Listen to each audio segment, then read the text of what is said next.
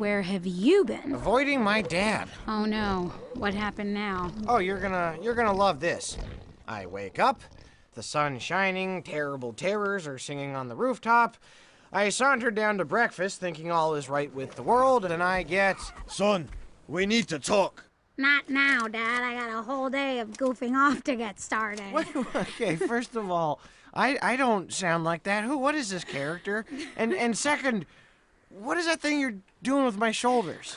Yeah, okay, a truly flattering impersonation. Anyway, he goes, You're the pride of Berk, son, and I couldn't be prouder. Aw, thanks, Dad. I'm pretty impressed with myself, too. when have I ever done that with my hands? You just did.